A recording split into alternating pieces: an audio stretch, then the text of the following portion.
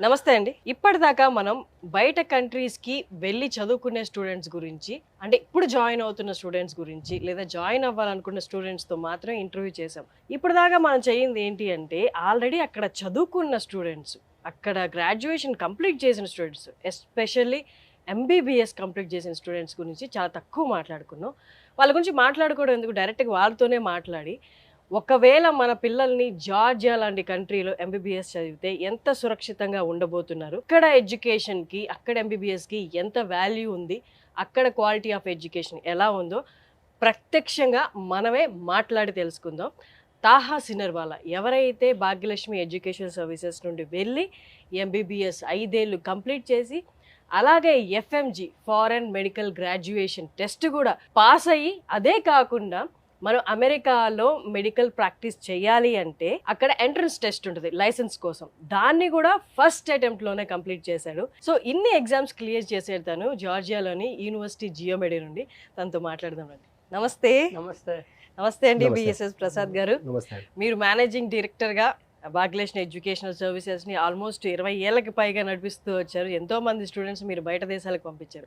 నేనైతే మీతో ఇంటర్వ్యూ చేసినప్పుడు మొట్టమొదటిసారి కంప్లీట్ అయ్యి వచ్చిన గ్రాడ్యుయేషన్ స్టూడెంట్ తోటి మాట్లాడుతాను. So I'm sure you are not pretty well with Telugu. Yeah, no. So where are you from? I'm from Nasik in Maharashtra. Okay, you're from Nasik. Yes. So please tell us about the university that you have studied. You have completed your graduation there at Georgia University GeoMed. Yep. Please tell us and our viewers about the university and how is it there studying. So I started the university in 2018 and I graduated in 2024. The university was really amazing and I had all my professors who were PhD holders. So that did encourage me to study more hard because they were teaching us at a much higher level. So we had to match their expectations. Also, one very important thing in the university was that every subject was taught 4 to 5 times. The first thing was the normal lectures that we do. So the teacher would come into the lecture hall and teach us about the topic. After this, we would go home and study the topic again. So that would be the second time. After that, we would have a viva, which is just a oral examination, just to make sure that, we remember everything. And we had to answer questions. And the fourth time was during our exams. So every topic we studied a minimum of 4 times.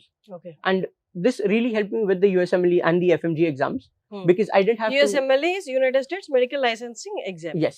So that is the exam I was talking about. Yes. ఒకవేళ మీరు యుఎస్లో కనుక practice చేయాలి అనుకుంటే నేను చెప్పినట్టు ఒక entrance exam, licence రావడానికి ఒక ఎంట్రన్స్ ఎగ్జామ్ పాస్ అవ్వాలి. అది చాలా కష్టం. ప్రతి మెడికల్ స్టూడెంట్, మనం ఇండియాలో చదువుకున్న మెడికల్ స్టూడెంట్ కూడా అదొక కళ అనమాట. అలాంటిది తను ఫస్ట్ అటెంప్ట్ జార్జియాలోని యూనివర్సిటీ జియోమెడ్లో చదివి ఫస్ట్ అటెంప్ట్లోనే క్లియర్ చేసాడు తను. Even when I was studying for the USMLE, this approach from the university was really important because I'd already studied everything 4 times before. So then to study for the USMLE, I only had to focus a little bit compared to studying it 4 times again. Yeah. So because of this, the university really helped me with those exams. This was for the first exam, which you should probably give after the 3rd year is completed. The second exam was clinical. So for the second exam, which was clinical, we had to go to the hospital and meet with a lot of patients, understand how the hospital works, what treatment to give when. And there was one subject which was obstetrics and gynecology, which was childbirth and pregnancy and all of those things. And I did not understand any of it. So one day I just emailed one of my professors saying that, I don't understand any of this. And I have my exam in 3 or 4 months. So can you teach me these topics? And these topics, they were around 20-30 hours of material. But then the professor told me, what, come to the hospital. And we didn't have any lectures at that time. But the professor told me that come to the hospital and stay with me and I'll teach you everything with cases so that you can remember them better. Oh God, wow. And this was so amazing because obstetrics and gynecology was the highest I scored in, even for my exam. I was really happy with that. And any teacher that I've met in the university, they've always, went beyond. So anything that they wanted to teach, they've not taught it because it was their job, but they've taught it because they had a genuine passion so that the students learned. And because they were all PhD holders, then it does come across that they were very knowledgeable and also very passionate about what they were speaking. So that is how the university helped me. Did you ever compare the studies here in India and there at Georgia? And did you ever feel regret of not joining here in India? No, I never felt that regret. Considering the exams that I have completed and the achievements I have, I feel like, honestly, if I was in India, then I probably wouldn't have been able to fully grow. And Okay. it was very thanks to my university Geomedi, which did help me achieve all of these things. Hmm. Even the process for applying for a ECFMG certification, which you need for applying to postgraduate positions in the US, was very simple. In India, you need to apply to the medical council. They have to send a letter, and it's a very bureaucratic process. Mhm. But in our university, it was just one click and it was done. It was very Wow. simple, and the university helped me a lot with that. And how is the accommodation there? Because I want to ask this question, especially for the students who are going to join this year. However, we talk about all the studies and all, environment also plays a Yes. big role. So, for the students who are going to join this year, I want to ask you this question: how is the environment there? Can Indian student get accustomed to that easily, or will they take time? I would say, any place you move to, it might take like 1 or 2 months for you to get accommodated to that place. But after that, it's very good. Yeah. It's very safe. You can go out at like night, so you can go out at 2 p.m. or 2 a.m. or 3 a.m.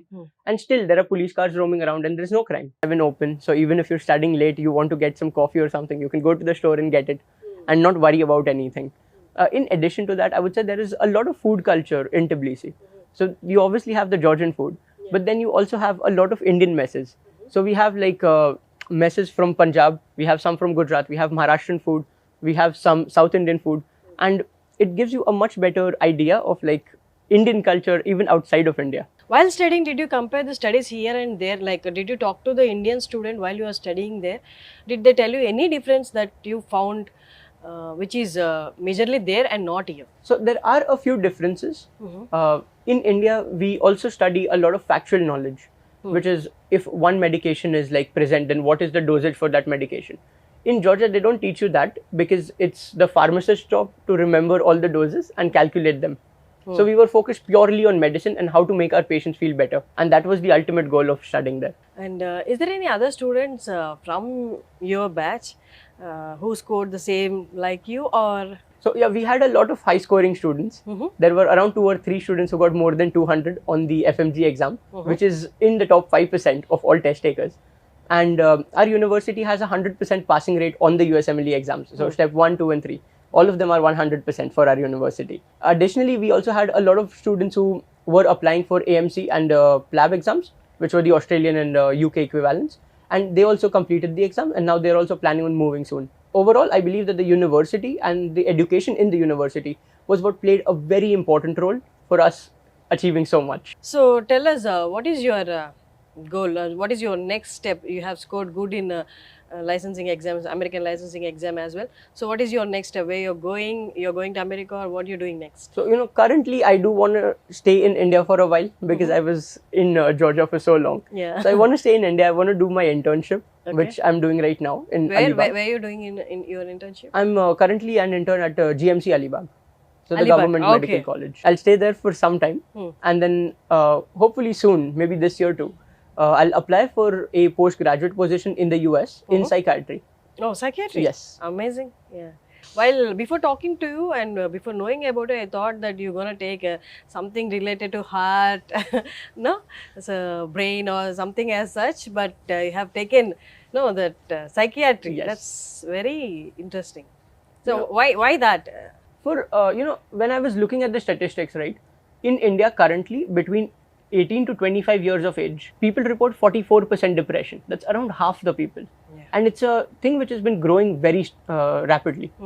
Like if you consider 10 years back, it was around 5 or 10%. Yeah. And now it's suddenly shot up to 44%. I mean, something is going wrong. And we can treat diabetes with medications. We can, do a surgery on the heart. But you can't treat mental health the same way. And it takes a very long time to treat them. So even if I can make a small difference, even if it's 1%, then considering like the amount of people that would benefit from it, it's like a huge contribution. So finally, I want to say that, I'm very proud to have gone to this university, and it has really made me a very good doctor. So nice of you. Even now we are speaking as of today, here people in India, they don't consider this mental illness as some illness. They don't consider it as a medical situation. They just consider some kind of mood swings and all. But you consider it, something that should be concentrated and should be worked on. That's amazing, nice.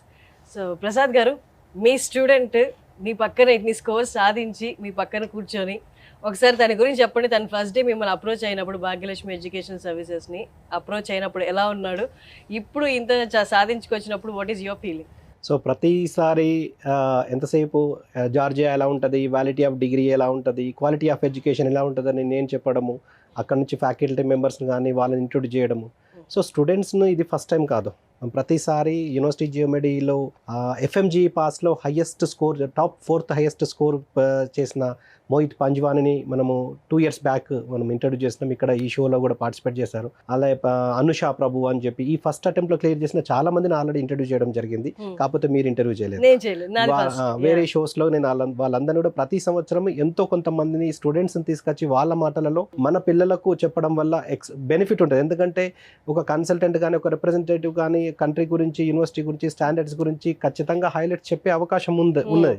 కానీ రియల్గా జరిగిన విషయాల్ని మనము స్టూడెంట్స్కు benefit అయ్యే విధంగా, లేకపోతే పేరెంట్స్కు అరే ఇది పాసిబుల్ అవుతుంది, చాలా మంది పాసిబిలిటీస్ చేస్తున్నారని ఇండియాలో చదివినా స్కోర్ చేసినంత మాక్సిమం చాలా మంది స్కోర్ చేయలేదు, అవకాశం లేదు నిజానికి కూడా. ఎందుకంటే ఇండియాలో సపోజ్ ఇప్పుడున్న పరిస్థితిలో సో ఇండియాలో ఎంబీబీఎస్ చదివినా, అబ్రాడ్లో ఎంబీబీఎస్ చదివినా ఖచ్చితంగా నేషనల్ ఎగ్జిట్ టెస్ట్ నెక్స్ట్ రాసి క్వాలిఫై అయితే ప్రాక్టీస్, క్వాలిఫై అయితే పీజీ. సో ఇండియాలో ఇప్పుడు సపోజ్ మనకు ఏది ఫ్రీ సీటు గాంధీ కానీ ఉస్మానియాలో వచ్చినా, లేకపోతే పెయిడ్ సీట్ 1 to 1.5 crore ఏదన్నా ప్రైవేట్ కాలేజీలో చదివినా, ఇప్పుడు మేము పంపించిన ఇది జార్జియా కావచ్చు, జార్జియా లేకపోతే వేరే ఇతరత్ర కంట్రీస్లో పంపించిన end of the day 6 years తర్వాత అందరూ కూడా నేషనల్ ఎగ్జిట్ టెస్ట్ నెక్స్ట్ రాయాలి.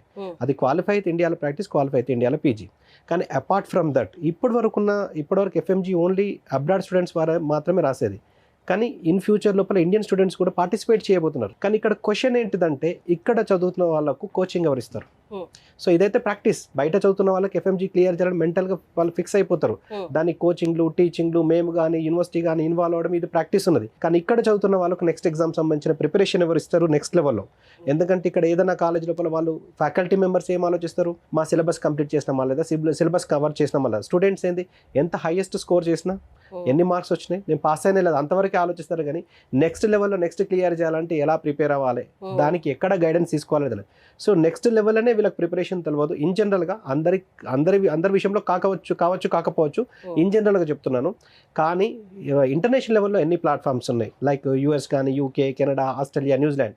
ఈ 5 countries ఎందుకు చెప్తున్నానంటే ఈ 5 countries పీజీ చేస్తే మనం ఇండియాలో పీజీ డాక్టర్గా ఇక్కడ రికగ్నైజ్ అవుతుంది. ఈ 5 countries మాత్రమే నేషనల్ మెడికల్ కమిషన్ రికగ్నైజ్ చేసింది ఈ 5 countries చేసిన పీజీకి.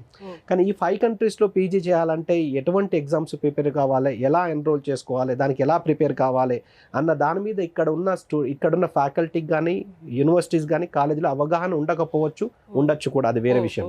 కానీ పూర్తి అవగాహన ఉండకపోవచ్చు. సో ఇప్పుడు జార్జియా లాంటి యూరోపియన్ కాంటినెంట్లో, యూరోప్లో చదివిన వాళ్ళంతా దూరం ఆల్రెడీ యూరోప్కి వెళ్ళిన తర్వాత ఎవరు కూడా పీజీ గురించి నేను ఇండియాకి వచ్చి పీజీ చేస్తాను, ఈ కాంపిటీషన్లో హైయెస్ట్ కాంపిటీషన్ ఉన్నది ఇక్కడ. ఎందుకంటే ఒక కాలేజ్లో 100, 150, 200, 250 మెడికల్ సీట్లు ఉంటాయి. కానీ పీజీ సీట్లు 1, 2, 3, 4 అట్లా సింగిల్ డిజిట్ ఉంటుంది. సో అంటే ఎంబీబీఎస్ సీట్ కంటే కూడా పీజీ సీట్ చాలా కాంపిటీషన్లో ఉంటుంది.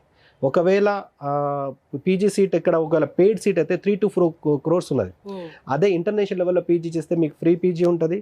తర్వాత ఇక్కడ వచ్చి ఈ 5 డెస్టినేషన్లో చేస్తే ఇక్కడ ప్రాక్టీస్ కూడా చేసుకోవడానికి ఇది ఉంటుంది. కాబట్టి అక్కడ పీజీ చేయాలంటే ఎలా ప్రిపేర్ కావాలన్న దాని మీద అవగాహన అక్కడ చదివితే వచ్చే, ఎందుకంటే ఇంటర్నేషనల్ ఎక్స్పోజ్ ఉంటుంది. ఇక్కడ చదివిన వాళ్ళకి ఎంతసేపు ఇక్కడ పీజీ ఎలా చేయాలి, కాంపిటీషన్ ఎలా పార్టిసిపేట్ చేయాలి, ఎంత ఖర్చు పెడితే మనకు పీజీ సీట్, ఇంతవరకు ఆలోచిస్తారు. కానీ ఇంటర్నేషనల్ లెవెల్లో ఎలా కావాలన్న దాని మీద అవగాహన ఉండదు. సో ఇప్పుడు తన విషయంలో చూసుకున్నా అని ఒకవేళ అంటే అవ్వచ్చు అతని తెలివికి సంబంధించిన విషయం ఇది. అంటే యూనివర్సిటీతో పాటు, యూనివర్సిటీ సపోర్ట్తో పాటు, ఫ్యాకల్టీతో పాటు అతనికి కూడా నాలెడ్జ్, అతనికి కూడా ఇంటెన్షన్ ఉండాలి పీజీ ప్రోగ్రామ్స్ క్లియర్ చేయాలని. సో ఈ రెండు కూడా సపోర్ట్ చేస్తేనే ఇంటర్నేషనల్ లెవెల్లో రాణించడానికి అవకాశం ఉంటుంది. సో అతను ఒకవేళ ఇండియాలో చదివి ఉంటే ఏ కాంపిటీషన్లో ఫ్రీ సీట్ కావచ్చు, లేకపోతే ఎన్ఆర్ఐ కోటా కావచ్చు, చదివి ఉంటే యూఎస్ఎంఎల్ఏ స్టెప్ 1, స్టెప్ 2 క్లియర్ చేసి ఉండకపోవచ్చు. సో జార్జియా లాంటి కంట్రీలో అక్కడ సపోర్ట్ కూడా ఎక్కువ ఉంది. ఎస్పెషల్లీ యూనివర్సిటీ జియోమెడ్లో each and every faculty member PhD professor. అందులో ఇంకా స్పెషాలిటీ ఏంటంటే అంటే పిహెచ్డి ప్రొఫెసర్ అయితేనే అక్కడ రిక్రూట్ చేసుకుంటారు, లేకపోతే లేదు. కాబట్టి అంత నాలెడ్జ్ ఉన్న ఫ్యాకల్టీ దగ్గర స్టూడెంట్స్ నేర్చుకోవడం వల్ల ఇటువంటి అవకాశాలు, ఇటువంటి రాణించడానికి ఎక్కువ అవకాశం ఉంటుంది. అందులో మనకి ఎగ్జాంపులే తన వచ్చేసి సో ఫస్ట్ అటెంప్ట్లోనే వీళ్ళు ఎఫ్ఎంజీ ఫస్ట్ అటెంప్ట్ లోపలనే వీళ్ళకు 201 మార్క్స్ తోటి అంటే 150కి క్వాలిఫై. సో 201 మార్క్స్ రావడము, యూఎస్ఎంఎల్ఈ స్టెప్ 1 స్టెప్ 2 ఏదైతే రిక్వైర్డ్ మార్క్స్ అంతకంటే ఎక్కువ వీళ్ళకి మార్క్స్ వచ్చి స్టెప్ 1 స్టెప్ 2 క్లియర్ చేయడము. ఇప్పుడు ఇతను మిగిలింది ఏంది, యూఎస్కి వెళ్ళి అక్కడ లైసెన్సింగ్ అది ప్రాక్టీస్ చేయడం కావచ్చు, పీజీ కానీ చేయడం కూడా సెటిల్ అయిపోయినట్టే. ఈవెన్ ఇండియాలో చదువుతున్న స్టూడెంట్స్ కావచ్చు, ఫ్రీ సీట్స్ వచ్చిన స్టూడెంట్స్ కావచ్చు, ఇంటర్నేషనల్ లెవెల్లో ప్రపంచం మొత్తంలో అందరిది ఒక దాని మీద దృష్టి ఉంటుంది, యూఎస్కి ఎలా వెళ్ళాలి, అందులో మెడికల్ విషయంలో. ఎందుకంటే హైయెస్ట్ పేడ్ అక్కడే ఉన్నది కాబట్టి అక్కడ యూఎస్కి వెళ్ళాలనే కళ ఈ యూఎస్ఎంఎల్ఈ స్టెప్ 1 స్టెప్ 2 క్లియర్ చేసిన వాళ్ళకు సాధ్యమవుతుంది. సో అటువంటి దాన్ని సాధించిన అంటే అది గ్రేట్ థింగ్ అనుకోవచ్చు. ఇలా యూనివర్సిటీ జియోమెట్రీలో చదివిన అంటే అటెంప్ట్ చేసిన దానిలో 100% రిజల్ట్ ఉంది, అది కూడా great thing. USMLE step 1 step 2 ఎవరైతే యూనివర్సిటీ జియోమెట్రీ నుంచి అటెండ్ చేశారో వాళ్ళది 100% సక్సెస్ రేట్ ఉన్నది. ఇలా యూఎస్ఎంఎల్ఏ కాదు, ఈవెన్ యూకేఎంఎల్ఈ ఇంతకుముందు ప్లాబ్ ఉండేదాన్ని, యూకేఎంఎల్ఈ కావచ్చు, ఏఎంసీ రాసిన వాళ్ళు కావచ్చు, అక్కడ సెటిల్ అయిన వాళ్ళు కావచ్చు, యూనివర్సిటీ జియోమెట్రీకి ఆ హిస్టరీ బాగుంది. సో నేను ప్రతిసారి చెప్పడం కంటే లైవ్గా ఎగ్జాంపుల్ చూపించినా కానీ వీళ్ళకు స్టూడెంట్స్కు పేరెంట్స్కు బెటర్గా అండర్స్టాండ్ చేసుకుంటారని నా ఉద్దేశంతో మనం ఇన్వైట్ చేయడము, మన పిల్లల గురించి, మన ఆంధ్రప్రదేశ్ తెలంగాణ పిల్లల గురించి మనకు ఎక్స్ప్లెయిన్ చేయడానికి అతను వచ్చడం, అతని ఎక్స్పీరియన్స్ కూడా షేర్ చేసుకుంటారని. పర్ఫెక్ట్. మీరు కూడా జార్జియాలో ఎంబీబీఎస్ చేయాలనుకుంటే కింద డిస్ప్లే అవుతున్న నెంబర్ భాగ్యలక్ష్మి ఎడ్యుకేషనల్ సర్వీసెస్ నెంబర్కి కాల్ చేసి పూర్తి వివరాలు కనుక్కొని నెమ్మదిగా డెసిషన్ తీసుకొని జాయిన్ అవ్వచ్చు. Thank you sir. Thank you so much.